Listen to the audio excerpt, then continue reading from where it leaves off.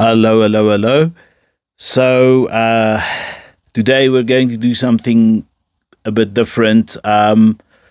It's called Discordianism, and some people call it a religion, other people call it a movement, other people call it an experiment or a way of living. So, let's dive right in. Introduction: Discordianism, an overview. Discordianism, often described as one of the most absurd of all religions, is a counterculture movement that rejects conventional systems of meaning and authority. Founded in the mid 20th century by Greg Hill and Kerry Thornley, Discordianism emerged from the cultural chaos and social upheaval of the 1960s and 1970s, a period marked by the rise of countercultures, anti establishment movements, and a growing distrust in government institutions. So, yeah, it's okay. Well, I think personally the most absurd religion in the world's, will I be sued? I don't know, like Scientology. Like Scientology is like really ridiculous. Discordianism is a bit different. We will discuss that. And in the 1960s and 70s, people were very wary of the government in the US because of the Vietnam War. A lot of lying from multiple presidents about the situation, and it seemed very dire with the same duck and cover, you know, lifestyle that people duck and cover means like, fear of nuclear bombs. The classroom exercises they did in the US, children that adults do. In the hope that if a Soviet attack ever occurs, that they can somehow protect themselves. So it's not very difficult to, and especially if you watch these propaganda movies from the 50s and 60s in the US about nuclear war, it's very difficult to imagine how people can get like paranoid and upset with the government and, come up with cults and stuff like that. For example, Charles Manson, like he was able, okay, well, Charles Manson was a predator, but like he was able to get his followers by looking for these fringe people who are vulnerable. The same with some of the other cults like Osho. What was his like cult's name? It's like that Netflix documentary, Wild Wild Country. You should watch it to see just how whack-ass, cults can get. For me personally, that cult from Osho was really crazy. Let's go on with Discordianism. At its core, Discordianism is a philosophy that embraces chaos and disorder. Unlike most religions or ideological systems that attempt to impose meaning and order on the world, Discordianism celebrates the inherent randomness and absurdity of life. Its guiding principle is the worship of Eris, the Greek goddess of chaos, reflects the movement's core belief that the universe is governed by randomness and contradiction, not by rationality and traditional structures. So, Discordianism was started by two basically hippies. One was Kerry Thornley and the other one, Greg Hill. And one night they got together in a bowling alley and they started discussing these deep philosophical discussions. Yes, they can happen like at the bowling alley. Why not? Philosophy happens everywhere. And Gary Thornley argued on that night that everything is governed by order. Greg Hill argued that no, it was in fact chaos.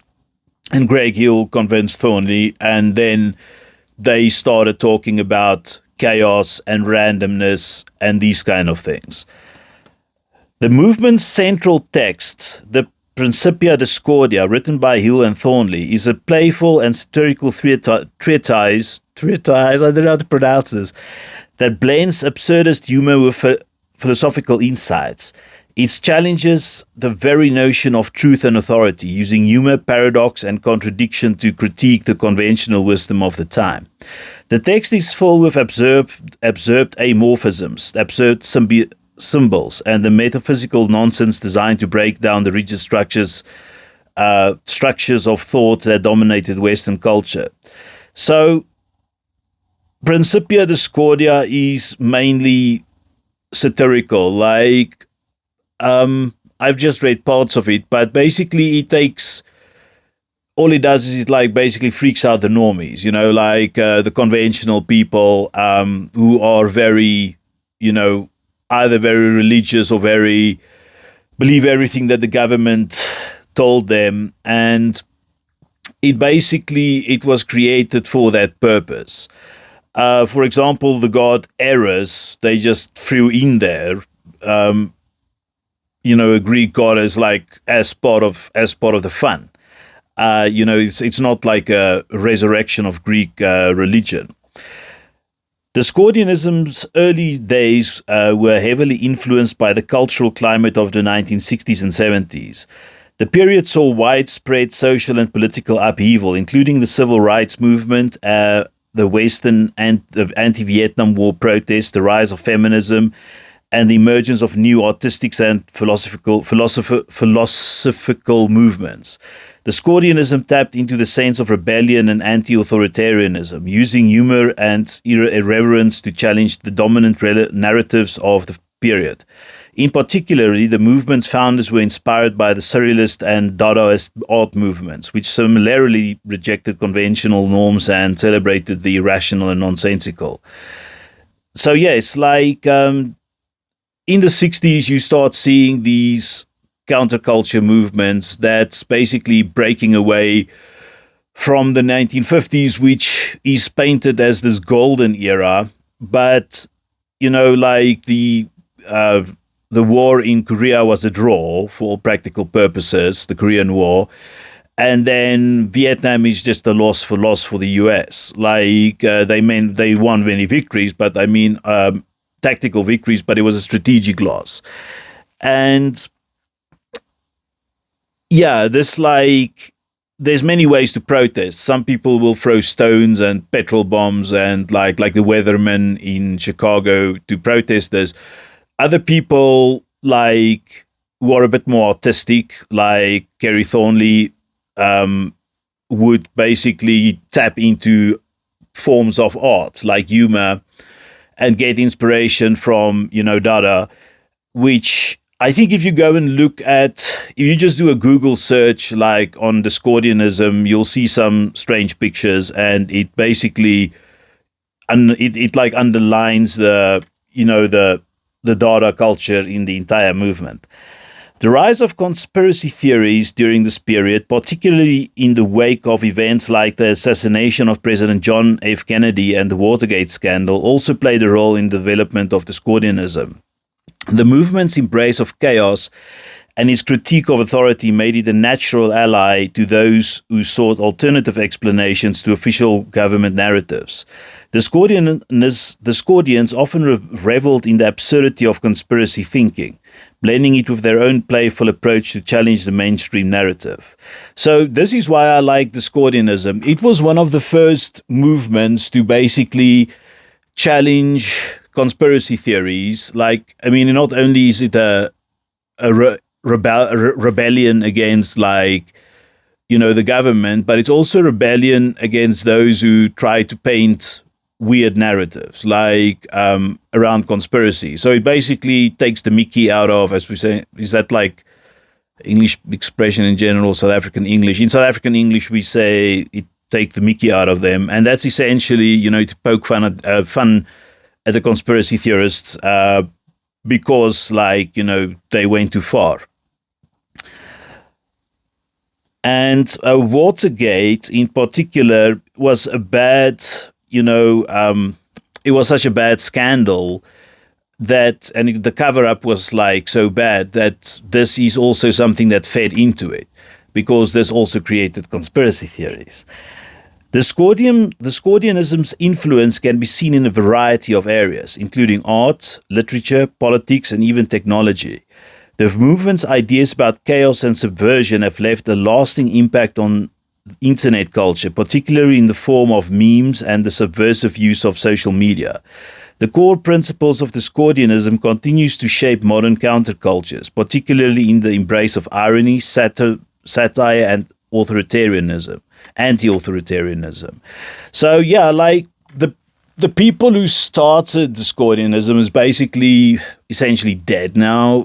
Kerry Thornley I think passed away in like 2001 or something. And Greg Hill just shortly after him. And however, like some of these people, like their children, still carried forth like the ideas, and this became part of the internet culture. Like Greg Hill, for example, was a computer programmer, and he put some ideas and fingerprints of Discordianism into his like programs, and those things still exist today. Despite its relatively small size and the fact that it was never a formal organized religion, Discordianism's impact on contemporary thought cannot be understated. It helped to shape a new generation of thinkers and activists who rejected the constraints of traditional ideologies and embraced a more chaotic, irreverent approach to the world. In the following chapters, we will explore the origins of Discordianism, its core philosophies, and the lasting influence on the modern world.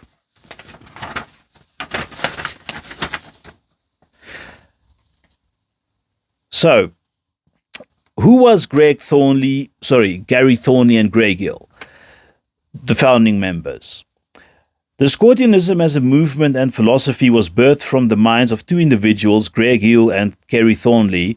Their backgrounds, personalities, and the political environment in which they came of age displayed a crucial role in shaping the absurdist, anarchist, and irreverent nature of Discordianism. Greg Hill, a creative visionary. Greg Hill, often seen as the creative visionary behind Discordianism, was born in 1937. Wow, that's a long time ago. That's like 2 years before the start of World War II. So how old was he when the time... Yeah, I like the end of World War II. With old people, I like to calculate how old they were when the war ended. So, what's it? 45 minus minus 37, 15, so you see, like, the World War II left also, a big imprint, a lot of scars on the lives of people. His exposure to the Beat generation and later the burgeoning counterculture movements deeply influenced his thinking. Hill rejected conventional wisdom and was drawn to philosophies that challenged the status quo. Hill's interest in chaos and absurdity was solidified during this time in the U.S. Army, where he served as a military policeman. It was in this regimented environment that he began to see the absurdity of authority and institutional power. Yeah, I respect like the police and the army. I think, you can't keep order, or you can't you can't keep the peace without some order. That's why anarchism never works. Like, I'm not against anarchism. I'm just saying it's very often very impractical. But if you look, I remember, what was that movie, Full Metal Jacket, where it's the training and stuff of the troops. Some of it's like it's like as if some of their things is unnecessary. Like, I understand, for me, the most important thing is that you know how to use a gun. You can put a gun together, clean it. Second most important thing is that you're physically fit, so you can run forward or run away. The third most important thing is that you can do tactics like ambushes, strategy, these kinds of things. Fourth is like some survival guide things, like essentially how to survive if you lose your kit, like what will you do. But then there's like silly things like you should make your bed, and it has to be this way. It's a huge waste of time.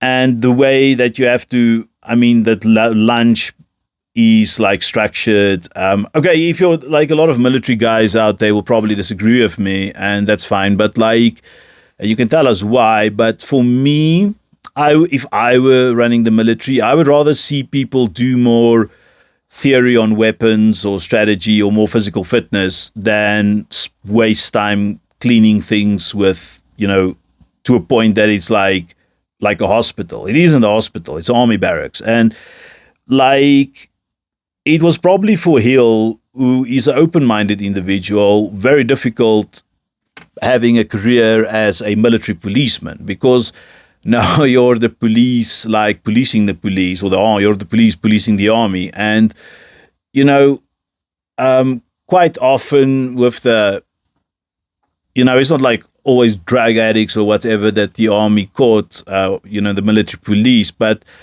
small infringements. And then as a open-minded individual, this probably starts disturbing you. Hill's time in the military was also brought him into contact with various forms of bureaucratic nonsense, which he would later satirize in Principia Discordia. That's their Bible, right? Remember that name, Principia Discordia, which is Greek, which may be principle of discord. I know nothing about Greek, but I guess that's what they just called it. And I guess they like the Greeks because they also use the god Eris, the god of chaos, in their book.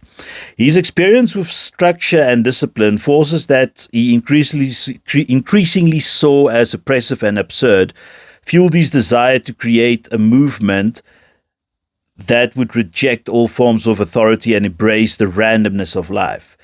It was this rebellious spirit and critical view of authority that led Hill to collaborate with Kerry Thornley.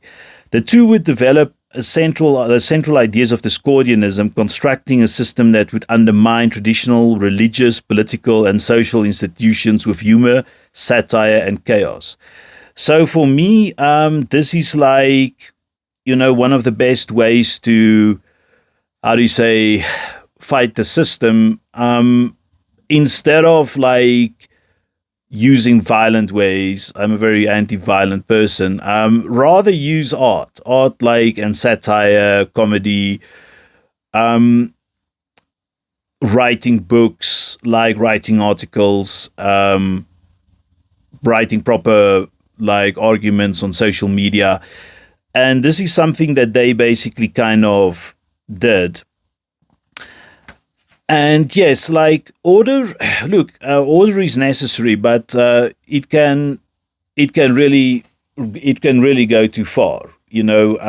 Because I don't think humans were designed to live in strict order. Because you also need improvisation to survive.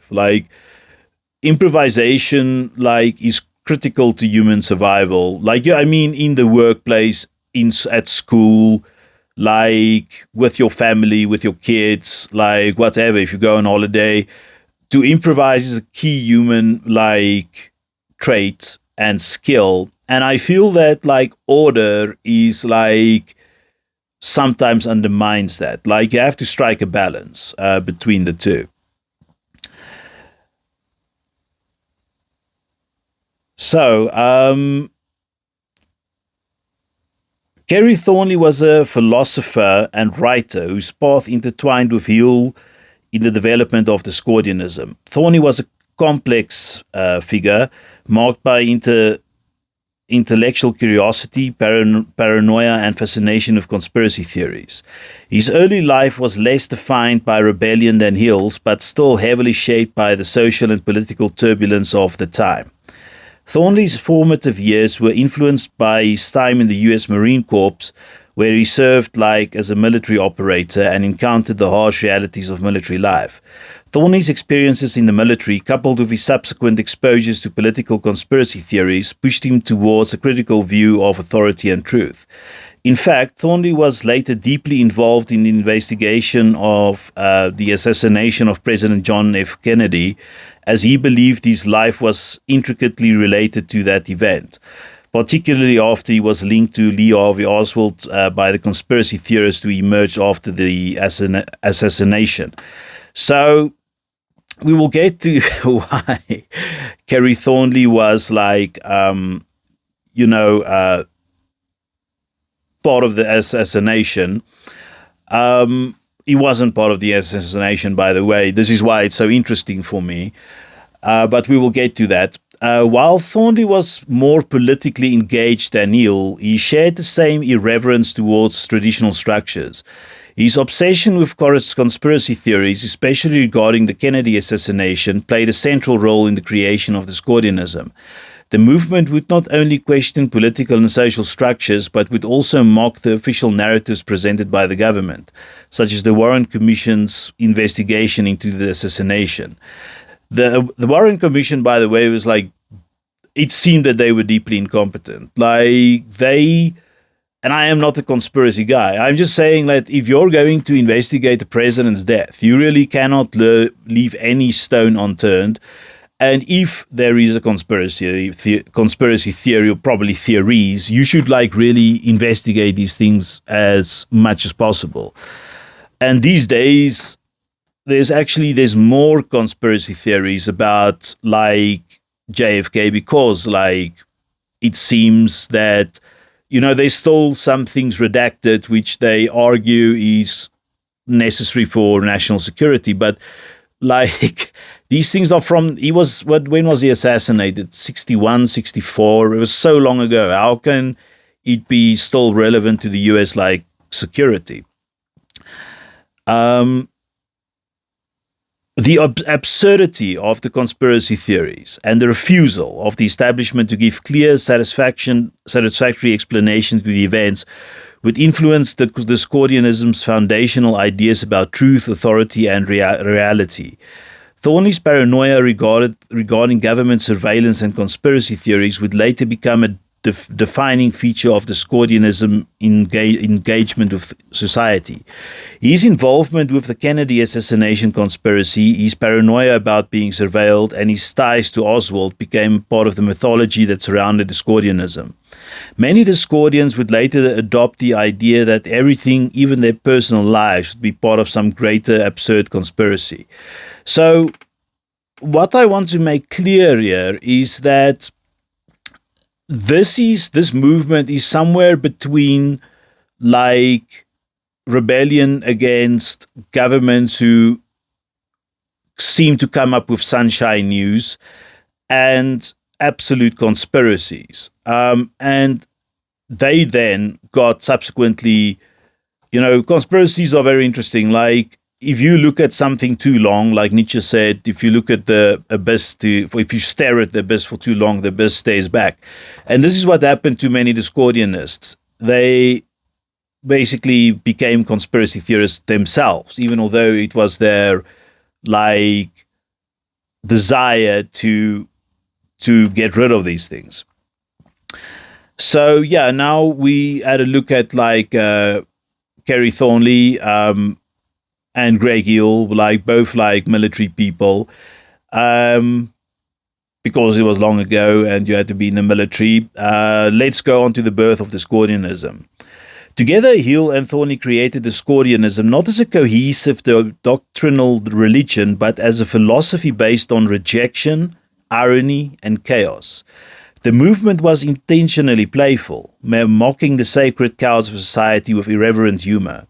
The Principia Discordia, the movement's central text, was written to be absurd, mixing radical political ideas with wild, absurdist humor, all while mocking the structure of traditional religions and belief systems. Discordianism quickly caught the attention of others who felt similarly disillusioned with the political and social structures of the time. At the core was an anti-authoritarian, anti-establishment, and anti-conformist viewpoint, but it also rejected any form of absolute truth, instead celebrating the absurdity of life and embracing the chaotic nature of existence. The movement slogan, "There is no truth," captured the ethos perfectly. The text itself, with its bizarre and confusing structure, was a rejection of all forms of certainty and stability, encouraging a worldview that was fluid and constantly changing. So, yeah, it's one of the problems as well, not just the military, is the church. Church doctrine often goes too far in the imposition of rules, and there's no problem with rules. I think an institution with, for example, good rules would be a modern school, in an advanced country where things are practical, or the rules you'll find in a corporate company. These are practical rules and regulations. That's like kind of streamlined. But then on the military side, and basically on the, especially religion, you get like such absurd, like, now I'm not saying religion is absurd. I've got no problem with religious people. I'm just saying many of the rules are absurd.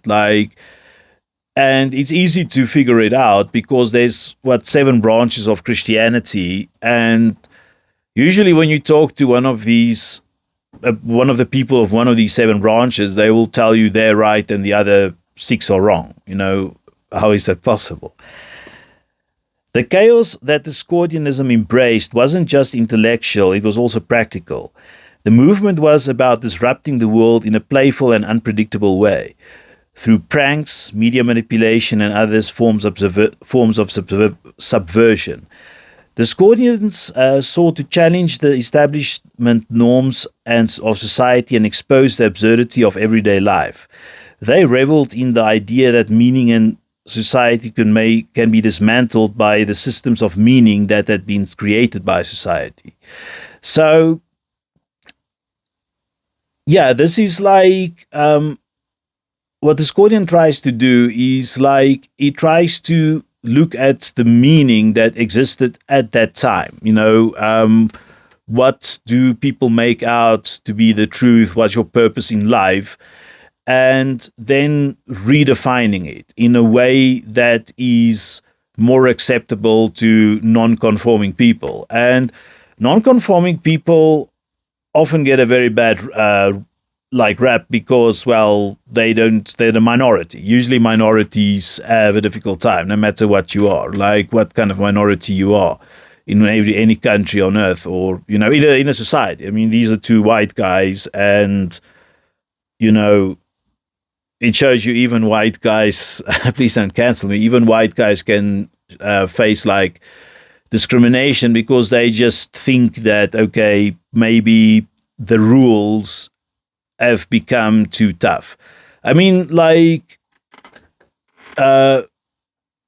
you can't drink in certain places until you're 21, but then there's other ridiculous things you can do, which is way more dangerous.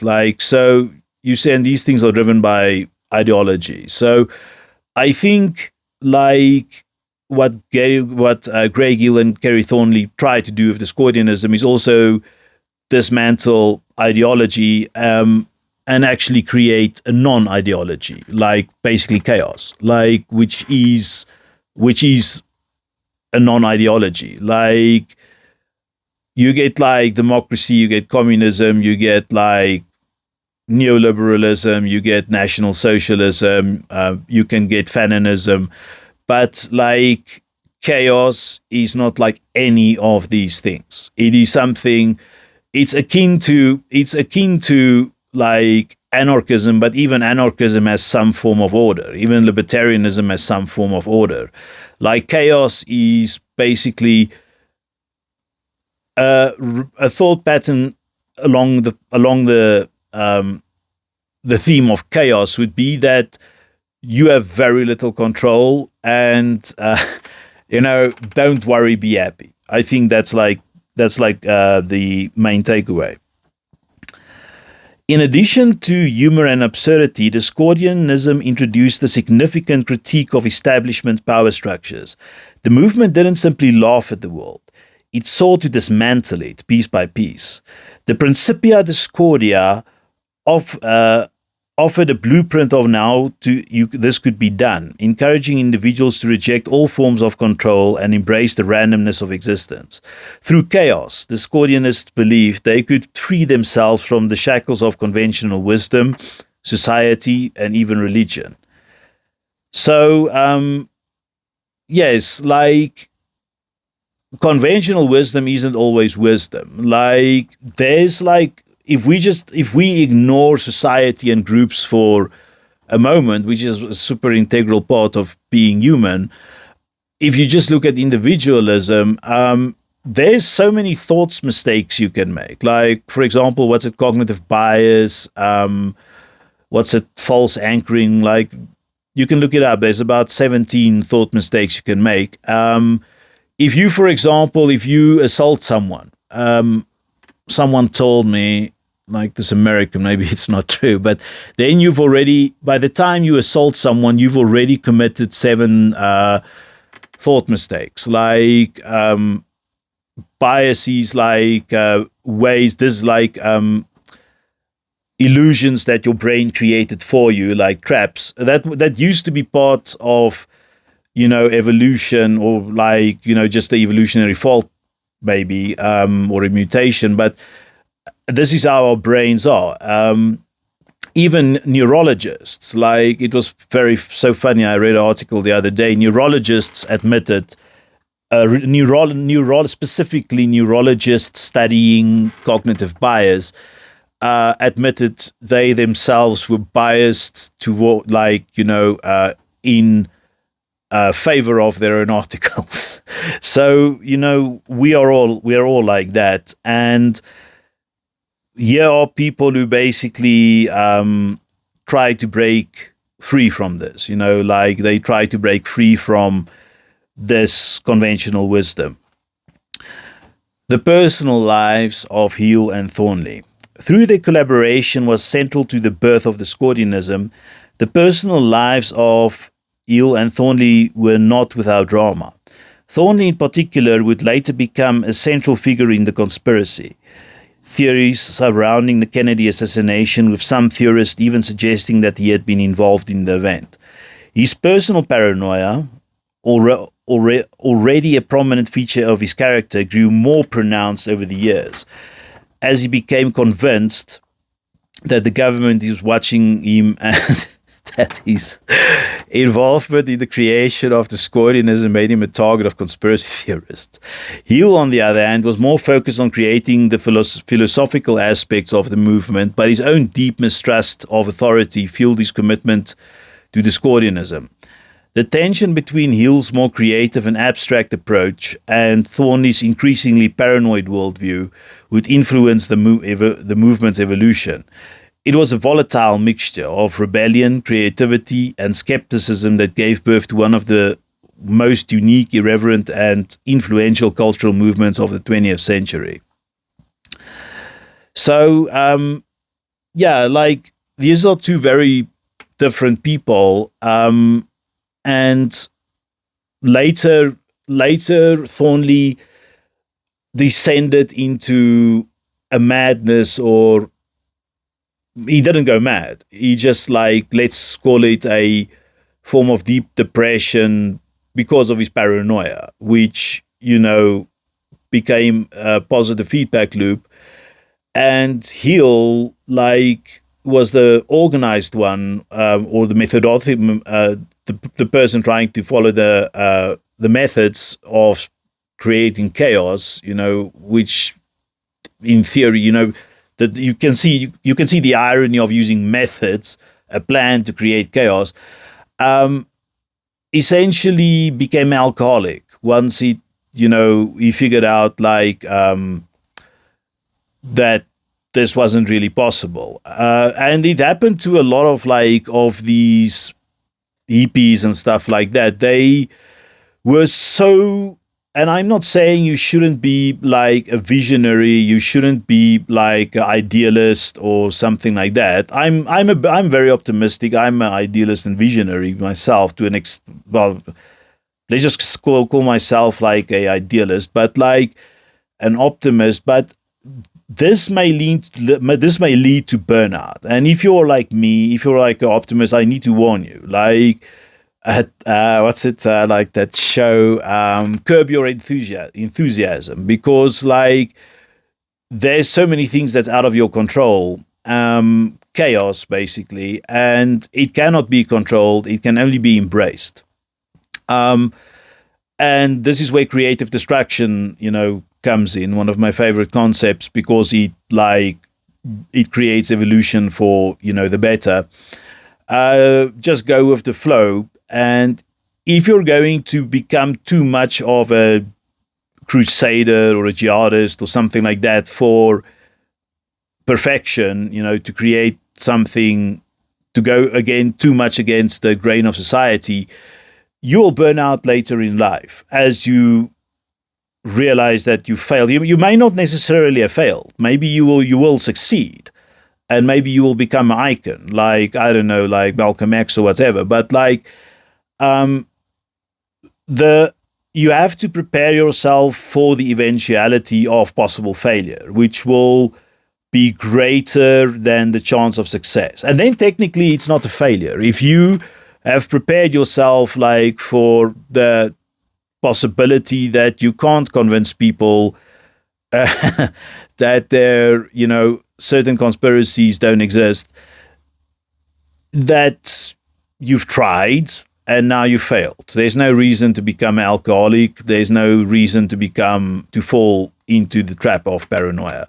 However, I still have a huge amount of respect for people like Craig Hill and Kerry Thornley, because they're minorities and outlier people, and they just stand up and be themselves, try to achieve something. That's all for now. We will continue a bit later. Thank you very much. Bye-bye.